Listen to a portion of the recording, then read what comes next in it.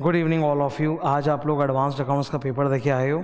अब परसों you have your audit exam, तो मैं ऑडिट एग्ज़ाम की स्ट्रैटेजी, ऑडिट मैराथन किस तरह से करेंगे, क्या क्या चैप्टर पढ़ेंगे, कैसे वो, एंड तीसरा अभी राइट नाउ इमीडिएटली हम लोगों को तुम्हारा माइंड अकाउंट से बाहर निकालना है और ऑडिट में डालना है। तो अभी हम लोग 3 चीज़ें करने जा रहे हैं, ऑडिट स्ट्रैटेजी, ऑडिट मैराथन का प्लानिंग, एंड तीसरा ऑडिट मोमेंटम, कि कैसे तुम्हारा माइंड अकाउंट से निकल के ऑडिट में आ जाए। मेरी बातों को गौर से सुनना। ये देखो मैंने रिवीजन का पूरा प्लान बना रखा है तुम्हारे लिए 30 आवर्स का, ठीक है। It is a 30 hours revision plan before exam.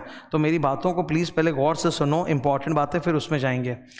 Audit का सिलेबस जो है ना 13 चैप्टर्स है, जो 2 पार्ट में है। वॉल्यूम 1 8 चैप्टर्स, चैप्टर 1 2 3 4 5 6 7 8, जिसमें स्टैंडर्ड्स का बहुत इंपॉर्टेंस है। And then you have got volume 2 5 chapters, जो बड़े बड़े साइज में, चैप्टर 9 से लेकर 13 जो बड़े चैप्टर्स होते हैं, ठीक है। नाउ वॉल्यूम 2 ऑब्वियसली महा इंपॉर्टेंट है और वॉल्यूम 1 भी इंपॉर्टेंट है। तो कैसे हम लोग मैनेज करें? सबसे पहले तो आज तुम तुरंत टाइम वेस्ट नहीं करोगे। पहले मैं जो भी अभी पढ़ा रहा हूँ मैं पूरी कोशिश करूँगा अभी तुमको ऑडिट के मोमेंटम में डालने की। एक बार आ जाओ तो घर जाके प्लीज़ चैप्टर 1 2 3 पढ़ना है, चैप्टर नंबर 1 2 3। पर कैसे पढ़ना है वो सुनो। चैप्टर 1 2 और 3 बड़े हैं, पर उनको करने से कॉन्फिडेंस आता है। पर सर आज का जो समय है 4 घंटे का, वो तो पर्याप्त नहीं है। आज रात को तो सोना भी तो है तुमको, और तुम्हारे हाथ में मैक्सिमम आज 4 घंटा पढ़ने के लिए। तो चैप्टर 1 2 3 में एक काम करना, स्टैंडर्ड्स छोड़ देना। कल मैराथन मैं लूँगा ना, tomorrow I am going to take your marathon morning 8 AM to evening 5 PM, ओके। तो स्टैंडर्ड्स मैं कल रिवाइज करा दूंगा, ठीक है। स्टैंडर्ड्स नोटिंग मैं रिवाइज करा दूंगा। तो तुम एक काम करो, चैप्टर 1 2 3 में स्टैंडर्ड्स छोड़ के बाकी जो होता है वो पूरा रिविजन कर लो। वो तुम 4 घंटे में कर पाओगे और उससे तुमको कॉन्फिडेंस भी आएगा कि हाँ देखो मैंने वॉल्यूम 1 कर लिया। मेजॉरिटी स्टूडेंट्स का कॉन्फिडेंस का इशू वॉल्यूम 1 में होता है। तो वॉल्यूम 1 में चैप्टर 1 2 3 करोगे, बहुत फायदा हो जाएगा। स्टैंडर्ड्स छोड़ देना उसमें तो ईजी हो जाएगा। स्टैंडर्ड्स तो कल मैं टेकअप करके I will brush it up for you. Next क्या करना है, वॉल्यूम 1 के 3 चैप्टर करने के बाद यानी tomorrow you should first attack volume 2। Volume 2 के 5 चैप्टर, चैप्टर 9 10 11 12 13 ये खत्म करने हैं।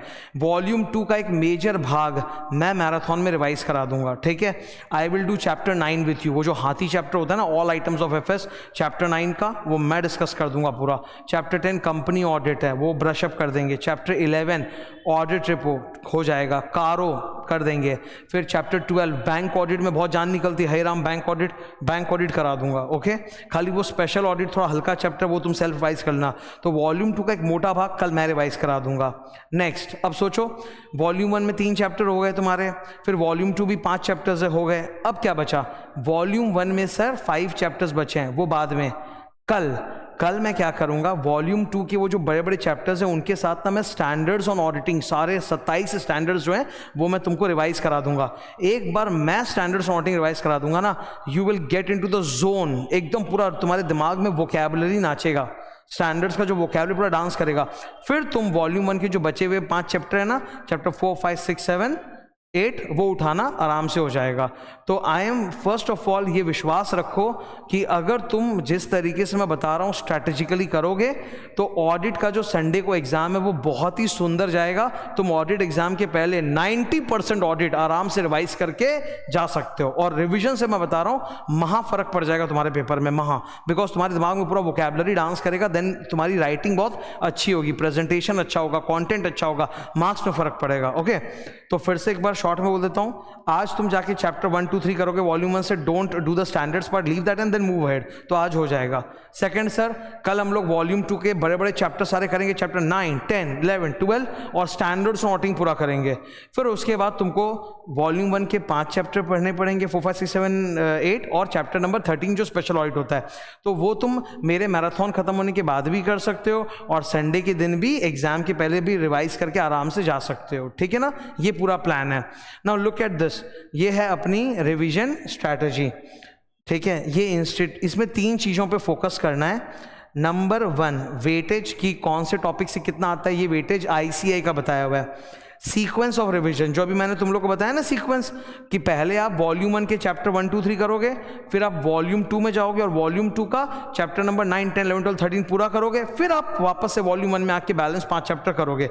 तो वही सीक्वेंस मैंने इसमें बता दिया है। फिर टाइम 30 आवर्स में टोटल टाइम कितना लगेगा हर चैप्टर में, वो पूरा बनाया हुआ है। ऑब्वियसली ये जो टाइम स्ट्रक्चर 30 घंटे का बनाया हुआ है, टोटल कितना है 30 आवर्स का।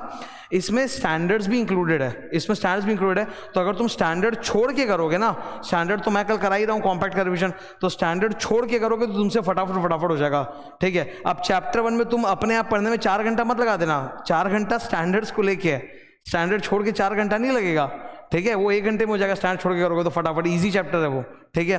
चैप्टर 2 में अगर तुम स्टैंडर्ड्स को ना करोगे तो मेरे ख्याल से 2 घंटे में आराम से, या 1.5 से 2 घंटे में हो जाएगा। चैप्टर 3 की बात करें, चैप्टर 3 में बहुत स्टैंडर्ड्स है, तो उसको अगर छोड़ोगे तो आराम से मैं समझ लो 1 से 1.5 घंटे में हो जाएगा। तो आज की आज तुम चैप्टर 1 2 3 कर सकते हो, और स्टैंडर्ड्स तो मैं बोल ही रहा हूँ बार बार कल करेंगे हम लोग। अब थोड़ा रिविजन स्ट्रैटेजी तो मैंने तुमको ये दिखा दिया, बता दिया। अब एक बार थोड़ा मैं तुमको ऑडिट की रिदम में डाल रहा हूँ, ओके। मेरी बात को ध्यान सुनना, मैं बहुत इंपॉर्टेंट बता रहा हूँ। ऑडिट में आपको कुछ महामंत्र होते हैं जो याद करने पड़ते हैं, ओके। अकाउंट से बाहर निकलो, ऑडिट में घुसो।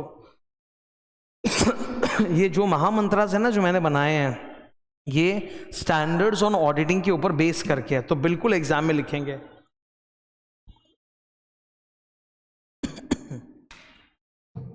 फर्स्ट, जब कोई ऑडिट प्रोसीजर, जब मैंने कोई आइटम को टेस्ट करने के लिए, एविडेंस ऑब्टेन करने के लिए एक ऑडिट प्रोसीजर लगाया और वो प्रोसीजर फेल हो गया, मतलब उससे मुझे सेटिस्फैक्ट्री एविडेंस नहीं मिला, तब मैं क्या करूंगा? छोड़ दूंगा, क्वालिफाइड ओपिनियन दे दूंगा, या कुछ ऑल्टरनेट प्रोसीजर लगाऊंगा? सर ऑल्टरनेट प्रोसीजर लगाओगे, क्योंकि एक ही चीज को चेक करने के लिए मल्टीपल ऑडिट प्रोसीजर होते हैं, तो अगर एक प्रोसीजर फेल हो गया तो आप दूसरा लगाओ। तो इसका सॉल्यूशन क्या है? परफॉर्म आप मतलब alternative audit procedure. Second, रोमम increases. हम लोग जब ऑडिट करते हैं तो ऑडिट स्टार्ट करने के पहले हम तो रैप करते हैं। रैप का मतलब risk assessment procedure. Risk assessment का मतलब क्या होता है? रोमम असेसमेंट प्रोसीजर, मतलब फाइनेंशियल स्टेटमेंट में जितने भी आइटम्स है, हर एक आइटम का रोमम हम लोग कैलकुलेट करते हैं कि इसमें रिस्क कितना, इसमें इतना, इसमें इतना, इसमें इतना। जिसमें हाई रिस्क है ज़्यादा ऑडिट करेंगे, जिसमें लो रिस्क है कम ऑडिट करेंगे। अब मान लो हमने जो इनिशियल रिस्क असेसमेंट किया था उसके अनुसार हमें लगा कि भाई कोई पर्टिकुलर आइटम जो फाइनेंशियल स्टेटमेंट जैसे सेल्स है, हमें लगा कि सेल्स में उतना रिस्क नहीं है। बट जब हमने सेल्स को चेक करने चालू किया हमें पता चला अरे बाप रे, सेल्स में तो बहुत ज़्यादा रिस्क है, बहुत सारे एरर निकल के आ रहे हैं, एमएमएस निकल के, मटेरियल मिसस्टेटमेंट निकल के आ रहा है। तो जब ड्यूरिंग द ऑडिट रोमम इंक्रीज हो जाए तो आपको अपने ऑडिट साइज को भी तो बढ़ाना पड़ेगा। You will do more audit, you will do more fap. Fap का मतलब फर्दर ऑडिट प्रोसीजर्स, क्योंकि आपने जितना सोच रखा था प्रोसीजर उससे ज़्यादा आपको करना पड़ेगा, बिकॉज रिस्क और ज़्यादा हो गया है। थर्ड, अगर इंटरनल कंट्रोल सिस्टम अनरिलायबल है तो ऑडिट में देखिए 2 प्रकार के ब्रॉड प्रोसीजर होते हैं, compliance procedure, substantive procedure. Compliance procedure में आप इंटरनल कंट्रोल टेस्ट करते हो, सब्सटैंटिव प्रोसीजर में आप ऑडिट एविडेंस ऑब्टेन करते हो, वही असली ऑडिट है, ओके। अगर इंटरनल कंट्रोल रिलायबल नहीं है तो इसका मतलब हमें सब्सटैंटिव ऑडिट ज़्यादा करना पड़ेगा। We have to do more checking and obtain more evidence. तो वही, अगर इंटरनल कंट्रोल लायबल नहीं है तो आप ज़्यादा सब्सटैंटिव प्रोसीजर करो, मोर सैप। सब्सटैंटिव ऑडिट मतलब रियल ऑडिट, मतलब और ज़्यादा चेकिंग करना और एविडेंस ऑब्टेन करना। कुछ भी हो जाए, कभी भी किसी भी सिचुएशन में कुछ भी हो जाए तो एक काम तो अवश्य करना है, कम्युनिकेट टू TCWG, दोस्त चार्ज विद गवर्नेंस, उनको आप ज़रूर बताओ। एज एन ऑडिटर अगर कभी आप धर्म संकट में फंस जाओ, इफ इन डिलेमा, फंस गए धर्म संकट में, समझ में नहीं आ रहा, मतलब कुछ गड़बड़ मिला है, बाहर जाके बताएंगे तो बोलेंगे कॉन्फिडेंशियलिटी ब्रीच हो रहा है, नहीं बताएंगे तो बोलेगा अपना ड्यूटी पूरा नहीं कर रहा है, तो मैं तो डिलेमा में फंस गया। डिलेमा के केस में हमेशा इंस्टीट्यूट का एक ही जवाब होता है, seek legal advice from a lawyer, कि ऐसे केस में हमें क्या करना चाहिए। तो ऑडिटर जब भी धर्म संकट में पड़ेगा अपनी ड्यूटी को लेके, तो उसे क्या करना चाहिए? He should seek legal advice. फिर ऑडिटर को जब एमएमएस मिल जाता है कि गड़बड़ है तो वो कौन से ओपिनियन देता है, क्यूओ या फिर एओ। अगर मान लो मटेरियल मिसस्टेटमेंट है पर परवेजिव नहीं है तो क्वालिफाइड, तो क्वालिफाइड। अगर मटेरियल एंड परवेजिव दोनों है तो एडवर्स ओपिनियन। एडवर्स मतलब सब कुछ रहता है, क्वालिफाइड मतलब इसको छोड़ के बाकी सब ठीक है, एडवर्स मतलब सब कुछ ही गड़बड़ है, do not give true and fair view. Pervasive word का मतलब होता है व्याप्त, मतलब पूरे फाइनेंशियल स्टेटमेंट में गंदगी फैली हुई है। Auditor is unable to obtain evidence, बेचारे को एविडेंस ही नहीं मिल रहा, तो थोड़े बहुत आइटम का एविडेंस नहीं मिला तो क्वालिफाइड ओपिनियन, लेकिन बहुत सारे मेजर आइटम्स का एविडेंस नहीं मिल रहा तब तो मैं ओपिनियन दे ही नहीं सकता। इसको बोलते हैं डिस्क्लेमर ऑफ ओपिनियन, मतलब मैं ओपिनियन एक्सप्रेस करूंगा ही नहीं। ठीक है, इसको अपने लिखते हैं ना ऐसे QOAO QODO। ठीक है, लास्ट, जब ऑडिटर को लगता है कि हालात इतने खराब हो गया कि वो एंगेजमेंट कंटिन्यू नहीं कर सकता तो उसको रिजाइन करना चाहिए। जब रिजाइन करेगा तो आरओसी के पास ADT3 फाइल करेगा, TCWG को कम्युनिकेट करेगा कि क्यों रिजाइन करना पड़ रहा है, और उसके रेजिग्नेशन से होने वाली कैजुअल वैकेंसी को तो BOD फिल करेंगे ना, EGM बुलाना पड़ता है, तो EGM में जाके शेयर होल्डर्स को बता सकता है कि मैंने क्यों रिजाइन किया। So if he is resigning he should do 2 things. Number 1, ROC में फाइलिंग। सेकेंड, कंसिडर कि क्या शेयर होल्डर्स को भी फेस टू फेस बताना चाहिए क्या EGM में, तो बता दो उनको। ओके, ये 8 ऑडिट महामंत्रास हैं, वेरी वेरी वेरी इंपॉर्टेंट। ठीक है, हमारे क्वेश्चन पेपर में जो भी कोई केस आता है कि ऐसी ऐसी सिचुएशन थी, बताइए एज एन ऑडिटर आपको क्या करना चाहिए, तो हम इन सिचुएशंस में जब फंसते हैं उसका समाधान उधर लिखा हुआ है, this is the situation and that is the solution. Okay, फिर एक इंपॉर्टेंट चीज, मटेरियलिटी कैलकुलेशन। मटेरियलिटी का स्टैंडर्ड कौन सा होता है सर? ऐसे 320। हम लोग ऑडिट स्टार्ट जब करते हैं उसके पहले ही हमें मटेरियलिटी कैलकुलेट करना पड़ता है। मटेरियलिटी कैलकुलेशन का बहुत फर्क पड़ता है, सैंपल सिलेक्शन में फर्क पड़ता है कि आफ्टर ऑल कोई भी चीज़ चेक कर रहे हो तो how much samples you must pick, एक सैंपल साइज भी तो होता है, तो उसमें मटेरियलिटी का बहुत बड़ा रोल होता है, बहुत बड़ा। तो आप पहले मटेरियलिटी कैलकुलेट करो। मटेरियलिटी 2 प्रकार की आप निकालोगे, एक निकालोगे M मटेरियलिटी और दूसरा आप निकालोगे PM परफॉर्मेंस मटेरियलिटी। मटेरियलिटी का जनरली फॉर्मूला क्या होता है sir? Dash percentage of a benchmark. Benchmark मतलब फाइनेंशियल स्टेटमेंट्स का कोई एक सूटेबल अमाउंट आप उठाइए, चाहे सेल्स हो सकता है, नेट प्रॉफिट हो सकता है, टोटल एसेट्स हो सकता है, कुछ भी। ज़्यादातर हम लोग नेट प्रॉफिट ही लेते हैं, तो नेट प्रॉफिट उठाइए और उसमें एक सूटेबल परसेंटेज मल्टीप्लाई कीजिए। ये ऑडिटर के जजमेंट से निकलता है, इसका कोई रिजिड आंसर नहीं है। तो से फॉर एग्जांपल कंपनी की नेट प्रॉफिट है 20 करोड़ रुपए, कंपनी की नेट प्रॉफिट है 20 करोड़ रुपए, हमें लगा मटीरियलिटी होना चाहिए 5%। मतलब अगर नेट प्रॉफिट 20 करोड़ है, शेयर होल्डर की सबसे ज़्यादा नज़र कहाँ जाती है? नेट प्रॉफिट पे जाती है। शेयर होल्डर सबसे ज़्यादा फोकस इस पे करता है, नेट प्रॉफिट पे ना, 20 करोड़ पे। तो मुझे लगता है कि वो 1 करोड़ का ऊपर नीचे बर्दाश्त कर सकता है, मतलब 5% अप एंड डाउन बर्दाश्त कर सकता है। मटेरियलिटी मतलब ultimately the economic decision of the users of the financial statement, मतलब शेयर होल्डर्स का जो डिसीजन है, it can be affected if the difference in the net profit का reported figure is more than plus minus 5%। तो मुझे लगता है 5% of net profit is the perfect figure for materiality। तो मैंने निकाल लिया। तो ये देखो नेट प्रॉफिट 20 करोड़ तो 5% 1 करोड़, मतलब 1 करोड़ अगर ऊपर नीचे हो गया तो फर्क पड़ जाएगा। अब ऑडिट करने के लिए कंजर्वेटिवली मैं थोड़ा एक छोटा फिगर लेके काम करूंगा। तो performance materiality very simple, materiality से थोड़ा छोटा फिगर, ठीक है। तो मटेरियलिटी अगर 1 करोड़ है तो परफॉर्मेंस मटेरियलिटी 75 लाख। तो मैं ऑडिट करते वक्त अपने दिमाग में 75 लाख को ही समझ के ऑडिट परफॉर्म करूंगा। Performance materiality is a figure which is less than materiality, because देखिए सर, मैं जब ऑडिट करता हूं, एक बात को फिर से याद दिलाना चाहूँगा, यहाँ पे सुनना मेरी बात को। जब हम ऑडिट करते हैं तो हमें एमएमएस मिलता है, मटेरियल मिस स्टेटमेंट। हम सारे मिस स्टेटमेंट्स को इकट्ठा करके क्लाइंट को बोलते हैं कि आप उसको ठीक कर दीजिए, रेक्टिफाई कर दीजिए। अगर वो लोग रेक्टिफाई कर देते हैं तो उसको कहा जाता है corrected misstatement, misstatements that have been corrected in the financial statement by the client. तो वो सही है, अच्छी बात है।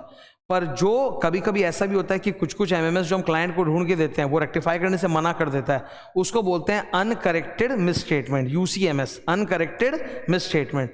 नाउ सर, कुछ मिस स्टेटमेंट ऐसे भी होते हैं जो हमें पता नहीं चले होंगे। After all our audit is not perfect. तुमने सुना होगा there is inherent limitation of audit, there is inherent limitation of audit. तो इनहेरेंट लिमिटेशन ऑफ ऑडिट की वजह से सारे मिस स्टेटमेंट तो पता नहीं चलेंगे। तो जो मिस स्टेटमेंट हमें पता चले ही नहीं उसको बोलते हैं UDMS, undetected misstatement, undetected misstatement. तो मेरे ऑडिट कंप्लीट होने के बावजूद भी 2 प्रकार के मिस स्टेटमेंट्स रहते हैं फाइनेंशियल स्टेटमेंट में। एक होता है यूसीएमएस, यूसीएमएस मतलब अनकरेक्टेड मिस स्टेटमेंट, मैंने क्लाइंट को बताया था पर उन्होंने ठीक नहीं किया। यूडीएमएस अनडिटेक्टेड, जो मुझे पता ही नहीं चला। तो किसी भी हालत में ये टोटल मिस स्टेटमेंट एम से ज़्यादा नहीं होना चाहिए, किसी भी हालत में। मेरे ऑडिट संपन्न कंप्लीट कर देने के बावजूद जो टोटल मिस स्टेटमेंट पड़े रह गए वो एम से ज़्यादा नहीं होने चाहिए। इसीलिए हम लोग कंजर्वेटिवली एम के बजाय एक छोटा फिगर परफॉर्मेंस मटेरियलिटी लेके अपना ऑडिट कंटिन्यू करते हैं। तो ये था मटेरियलिटी एंड परफॉर्मेंस मटेरियलिटी। ये सब हैवी चीज़ें, ये मैं शुरू से ही बता रहा हूँ तुमको, ताकि जब तुम चैप्टर पढ़ो तुमको दिक्कत नहीं आए। ओके, महामंत्रा क्लियर है। अब एक और चीज़ हम सब जानते हैं, ऑडिट सब्जेक्ट में ये शब्द छाया हुआ है, क्या नाम है इसका? Internal control. मेरी बातों को गौर से सुनना, ठीक है, मेरी बातों को गौर सुनना। हम लोग जब ऑडिट करते हैं तो फर्स्ट होता है planning stage, then performance stage, and then reporting stage. The entire audit process is divided into 3 distinct phases: planning, performance and reporting stage. Planning stage में आपका काम क्या होता है? ये सोचना कि how much audit do I need to do. That depends on our risk assessment, कि हमें क्या लगता है कि फाइनेंशियल स्टेटमेंट के आइटम में कितना रिस्क है। अगर जिन आइटम्स में ज़्यादा रिस्क है उसको आप ज़्यादा चेक करो, जिनमें कम रिस्क है उसको कम चेक करो। तो आप जो रिस्क कैलकुलेट करते हो उसको हम लोग बोलते हैं रिस्क असेसमेंट। रिस्क मतलब ROMM, risk of material misstatement. तो रिस्क असेसमेंट मतलब ROMM assessment of every item in the financial statement. तो रिस्क असेसमेंट करने के लिए आपको हर आइटम से जुड़े हुए जो इंटरनल कंट्रोल है वो तो चेक करने पड़ेंगे ना। तो जब हम क्लाइंट के यहाँ जाते हैं तो do we jump to the substantive procedure और do we first go for test of controls? We first go for test of controls, कि हम इंटरनल कंट्रोल चेक करना चाहते हैं। तो अब जैसे सेल्स है, सेल्स में बहुत सारे इंटरनल कंट्रोल है। ये डायग्राम देख रहे हो, डायग्राम मैंने क्लास में पढ़ाया हुआ, इसका डिटेल वीडियो पूरा डिस्कशन मेरे चैनल पे ऑलरेडी होगा कहीं ना कहीं। तो सेल्स इंटरनल कंट्रोल क्या होता है? सबसे पहले सेल्स का प्रोसेस आप क्लाइंट से समझते हो, आप देखोगे प्रोसेस के अंदर अलग अलग तरह के प्रोटोकॉल और नियम है, वही तो इंटरनल कंट्रोल है। इंटरनल कंट्रोल का मतलब क्या है? कि हर काम को करने का एक प्रोसेस, एक सिस्टम, और वो सिस्टम फॉलो होगा। उस सिस्टम के अंदर ही इनबिल्ट कंट्रोल्स होते हैं जिससे गलतियां गड़बड़ियां ना हो। तो आप क्लाइंट से प्रोसेस समझोगे और प्रोसेस से आप इंटरनल कंट्रोल आइडेंटिफाई करोगे, ठीक है।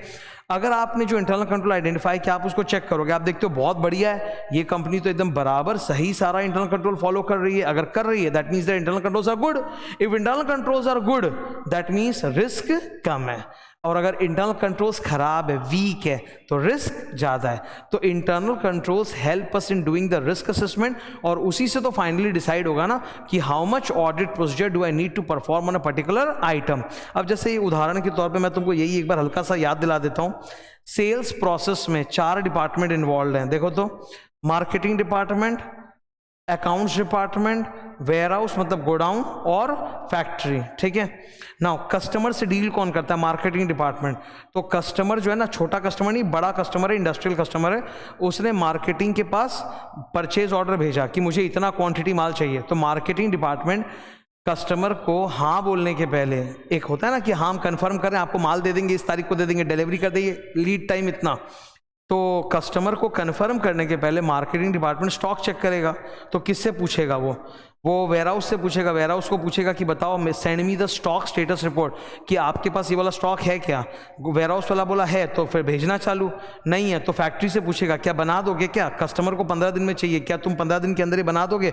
तो फैक्ट्री से पूछेंगे बन के रेडी होगा कि नहीं, फिर फैक्ट्री अपना जवाब देगा।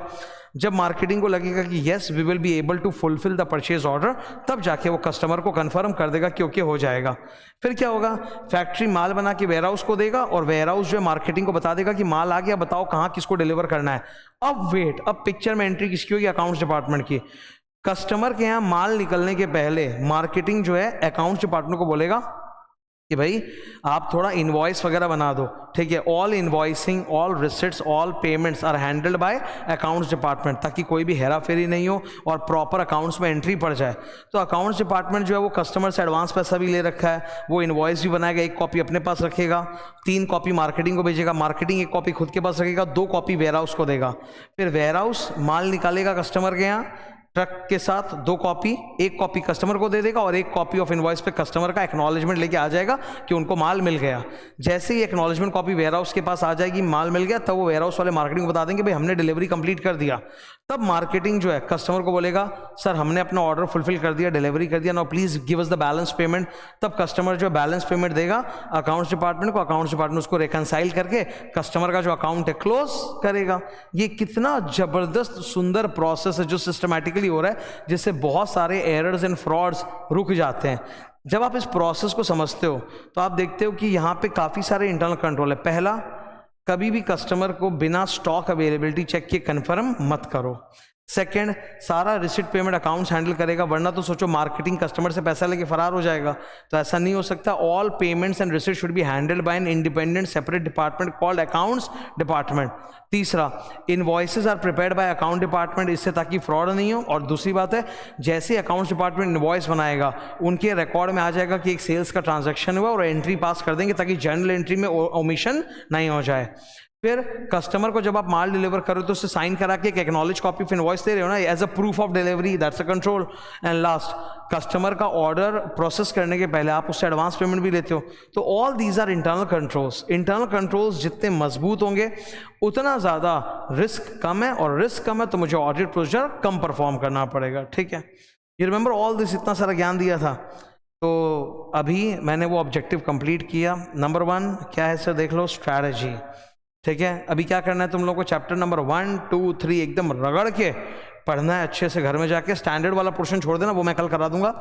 फिर कल जब अपने मैराथन में मिलेंगे morning 8 AM to 5 PM I will be live. Please understand क्या क्या होने जा रहा है। I will be discussing volume 2 के chapters with you. Chapter number 9 the huge one, 10, 11, 12 bank audit, वो सब मतलब कंपनी ऑडिट, ऑडिट रिपोर्ट, कारो, items of financial statement, bank audit, ये होगा।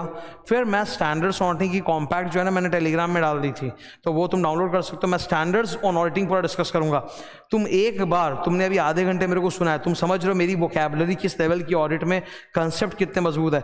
तो तुम खाली स्टैंडर्ड्स का कॉम्पैक्ट मेरे साथ रिविजन कर लोगे ना, तुम्हारे दिमाग में पूरा स्टैंडर्ड्स भी तैरेगा, प्लस इससे पूरे वॉल्यूम 1 में जो मतलब टॉपिक्स हैं, लैंग्वेज है, उसका तुम्हारा कमांड बहुत ज़बरदस्त हो जाएगा।